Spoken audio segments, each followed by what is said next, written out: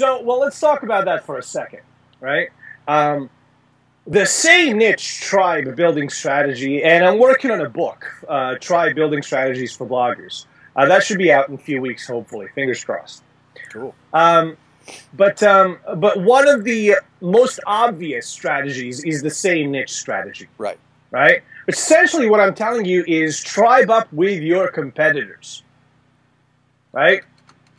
Which is really counterintuitive. Right. It's like, what? You want me to tribe up with my competitors? That sounds weird.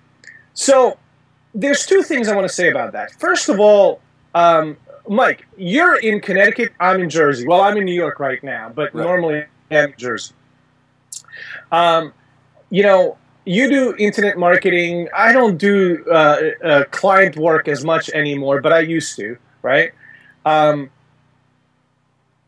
People want people that they can look right in the eyeballs. Right.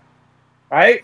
So, really, are we really direct competitors? Maybe to a person that's like, you know, a client that's like in Europe. So neither of us can actually go and see him on some regular basis, right?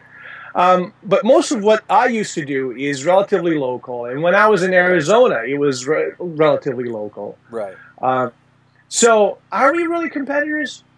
Yeah. So that's like one thing. If you think about like videography, right?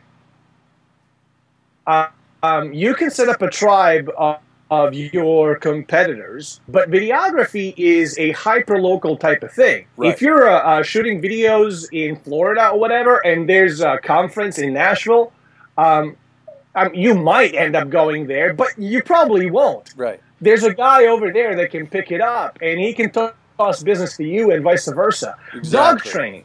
Yeah. Right? Exactly. I started with a dog training tribe, right? That's a hyper-local type of thing.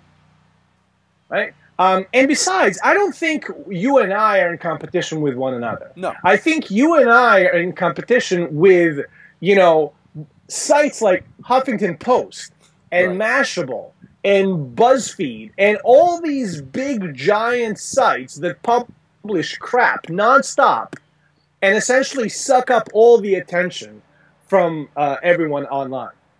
Right? I mean, how many times have you read something on Huffington Post only to regret it? Yeah. Like, this was a crap article. Just this morning. Right? So, you know, it's competition not for clients, it's competition for attention. Right. And the sites like Huffington Post and all those. I mean, pick a big site in your niche. I'm just using these as an example. Yeah. They soak up all the attention and none of it is left for us. So we're really in competition with them. Right. Yeah, exactly. And you know, I use that example because I think that's a concern of people. I don't concern myself with it as much as I used to, you know. And when you start getting into Triber, I wanted to bring it up because when I first started getting into it, I'm like, well, you know, I don't want to tweet their thing because they're kind of doing the same thing as me. But you know, the truth is, if nobody sees you, what good's it going to do anyway? So it's like this allows actually more people to see you, so why not? Yeah. You know? No, you can't create enough content for everyone who wants to consume the type of content you're creating. Right. You alone, you can't do it, right? So you share stuff that other people in your niche are creating, and at the very least, they're getting their content through you. Right. So you're a conduit.